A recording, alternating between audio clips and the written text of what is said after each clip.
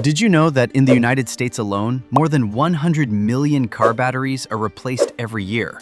And nearly 35% of those batteries still had usable life left in them. That means millions of drivers are throwing away perfectly recoverable batteries and spending $200 to $400 on replacements they might not actually need. I discovered this the hard way when one of my car batteries suddenly died, and a mechanic immediately told me it needed replacement. But then I came across several Japanese battery restoration techniques used by mechanics and car enthusiasts who believe a battery should be revived before it is replaced. And surprisingly, baking soda technique worked for my battery, and it started to work again like a brand new battery.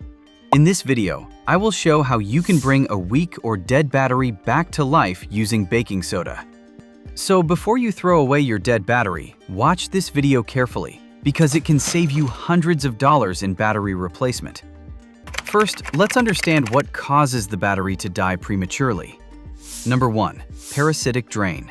Parasitic drain happens when electrical components continue to draw power even after the car is turned off. Things like interior lights, faulty wiring, or a malfunctioning module can slowly drain the battery overnight, leaving it weak or completely dead. Number 2. Frequent short trips. If you mostly drive short distances, the battery doesn't get enough time to fully recharge. The alternator needs time to restore the energy used during startup, and repeated short trips slowly weaken the battery over time. Number 3. Corroded or loose terminals. Battery terminals can develop corrosion which blocks proper electrical flow. Loose connections can also interrupt charging, causing the battery to underperform and eventually fail early. Number 4. Old battery age. Most car batteries last around 3 to 5 years. Over time, internal chemical reactions weaken, reducing the battery's ability to hold a charge, making it more prone to sudden failure. Number 5. Extreme temperatures. Very hot weather can evaporate battery fluid and damage internal components, while extreme cold reduces the battery's ability to hold and deliver charge. Both conditions significantly shorten battery life. Now, let's discuss the step-by-step car battery restoration process. Step 1. Test the battery. Before attempting any restoration, the first step is always testing the battery to confirm that it can still be revived. A battery that has internal plate damage or severe short circuits usually cannot be restored. Using a multimeter, check the battery voltage. A healthy, fully charged battery should read around 12.6 volts, while a weak battery may show 10 to 12 volts. If the voltage is below 9 volts, it may indicate heavy sulfation or internal damage. However, many batteries that read around 10 to 11 volts can still be revived with proper restoration. Professional battery technicians often test each cell individually to check if one cell is weaker than the others. This testing step helps determine whether restoration is worth the effort. In many cases, a battery that appears dead simply has sulfated plates or depleted electrolyte levels, both of which can sometimes be corrected through the restoration process. Step 2. Open the battery. The next step is opening the battery to access the electrolyte inside. This process applies only to serviceable lead-acid batteries that have removable caps. Carefully remove the plastic caps located on top of the battery using a screwdriver or coin. Once opened, you will see the electrolyte solution covering the internal lead plates. Check the condition of the fluid. If the liquid appears dark and contaminated, it may be one reason the battery has lost its capacity. Step 3. Drain the old acid. Once the battery caps are removed, the next step is carefully draining the old electrolyte solution. This should be done slowly by tilting the battery over a plastic container designed for chemical disposal. The old acid may contain impurities and sulfation byproducts that reduce the battery's ability to hold a charge.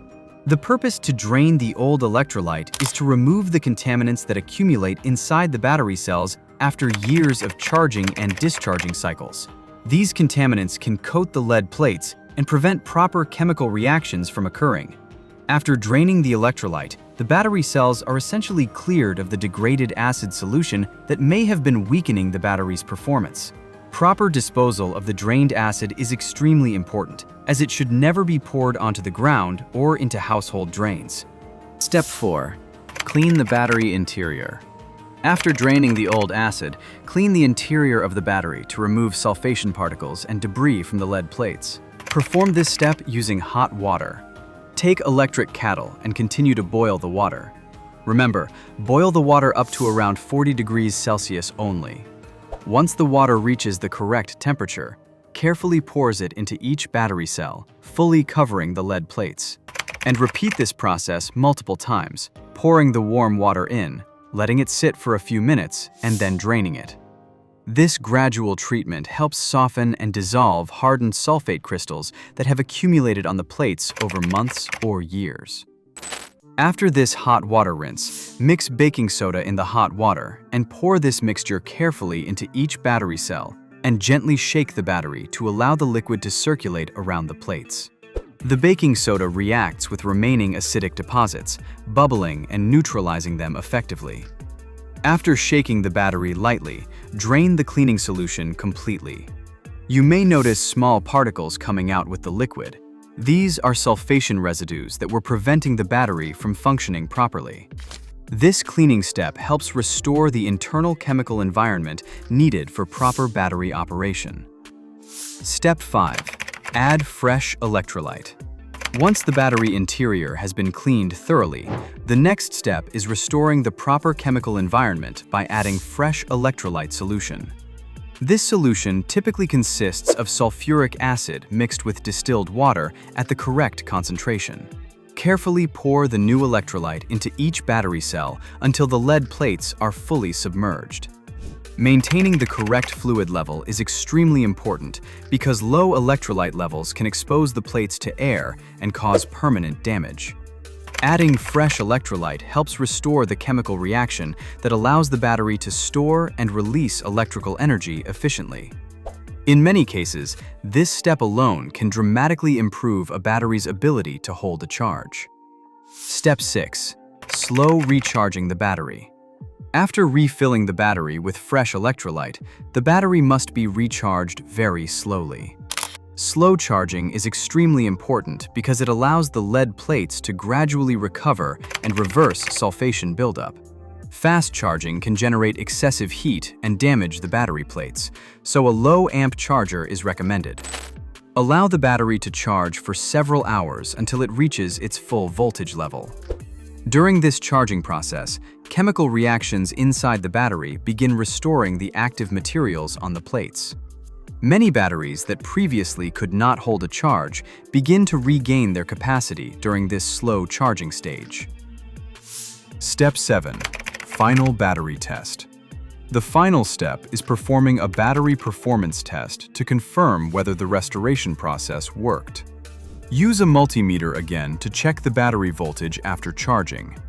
If the reading is close to 12.6 volts, the battery has successfully regained much of its original capacity.